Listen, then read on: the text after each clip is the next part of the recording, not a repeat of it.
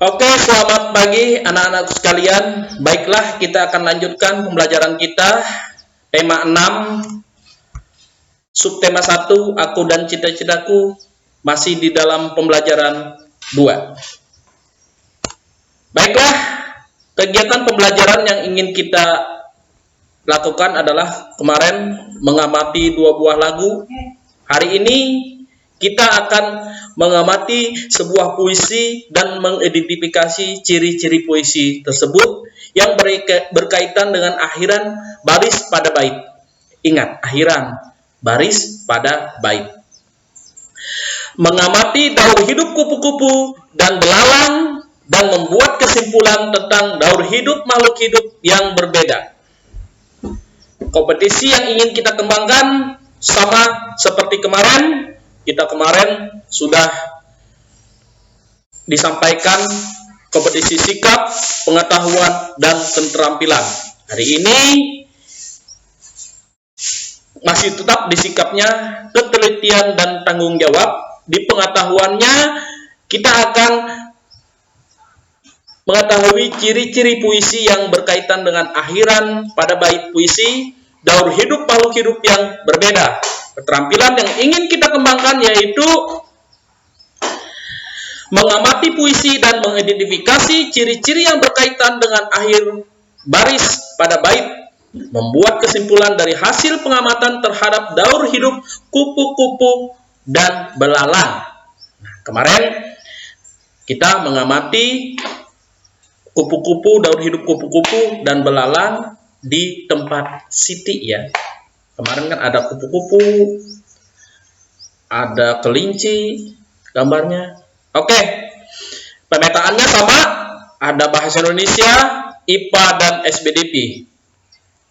Di situ kalau bahasa Indonesia melisankan puisi, hasil karya pribadi dengan lafal, intonasi, ekspresi yang tepat.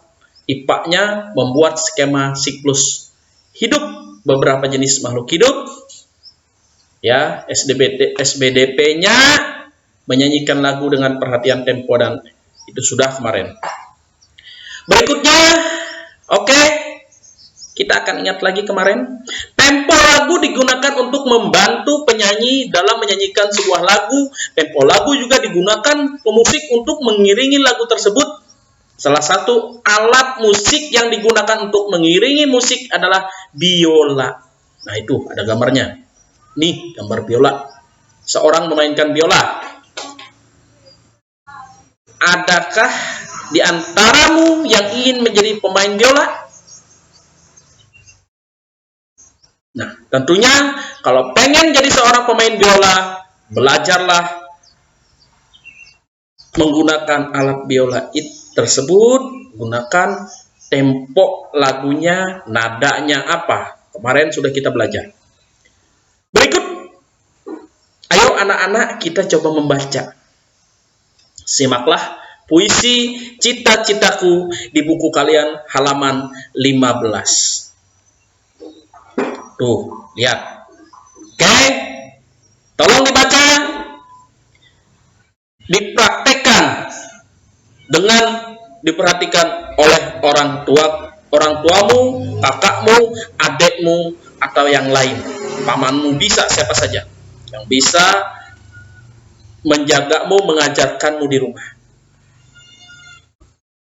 Oke, silahkan membaca puisi Cita-citaku yang diciptakan oleh Angelica di buku tema 6 kelas 4 subtema 1 aku dan cita-citaku.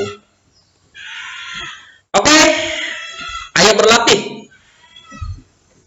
Apa sih judul dari puisi tersebut?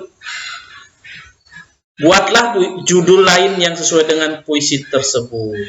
Berapa jumlah bait yang terdapat pada puisi tersebut? Berapa jumlah baris pada setiap puisi tersebut? Oke, silahkan kalian berlatih. Nah, di sini Bapak pengen mengajak kalian ya mengamati kembali puisi Cita-citaku dengan seksama. Amatilah bunyi vokal setiap kata terakhir pada setiap baris tersebut. Bunyi vokalnya. Vokal itu A, I, U, E, O. Perhatikan. Bunyi vokal. Bunyi vokalnya. Suara indah alat musik. I. Bunyi vokal yang terakhir.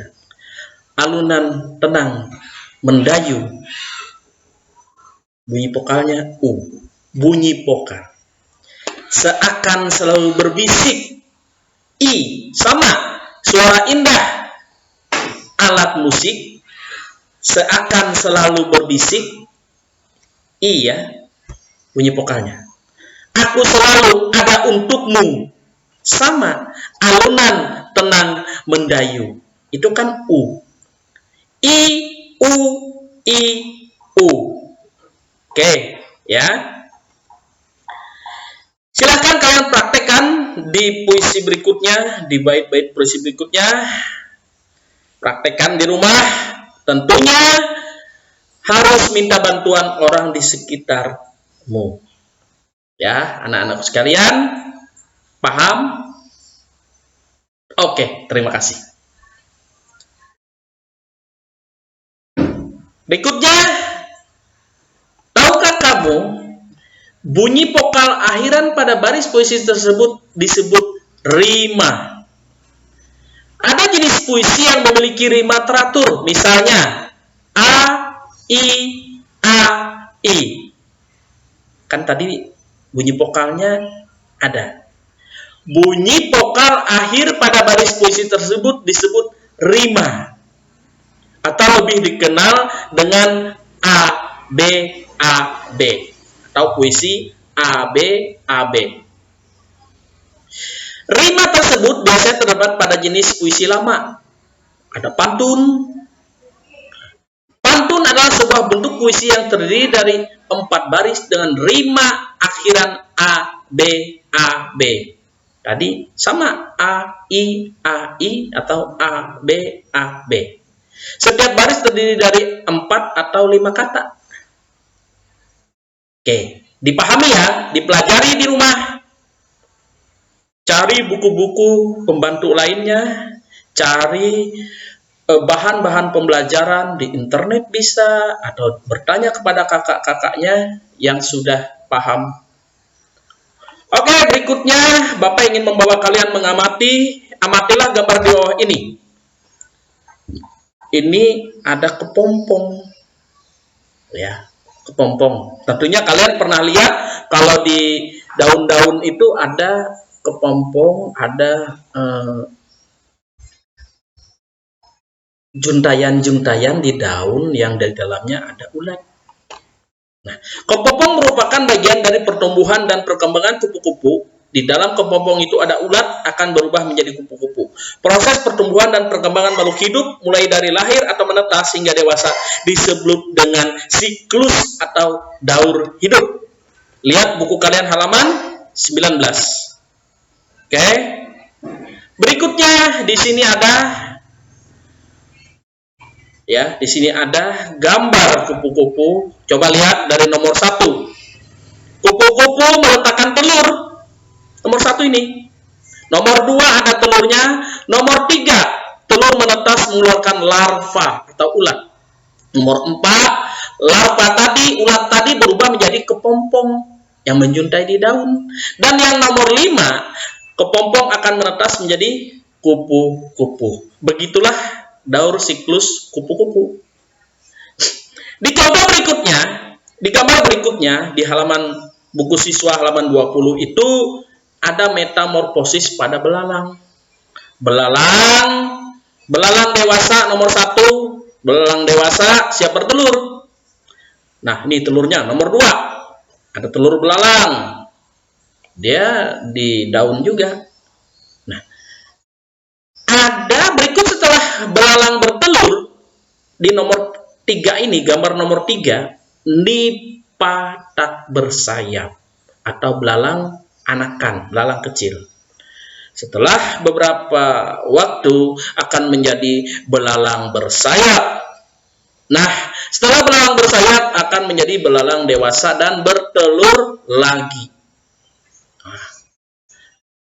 Silakan kalian mencari contoh-contoh atau yang mana belalang, yang mana kupu-kupu di kebun kalian. Ya, di kebun tentunya kalian pernah lihat kupu-kupu, pernah lihat belalang kan? Oke. Nah, ayo renungkan.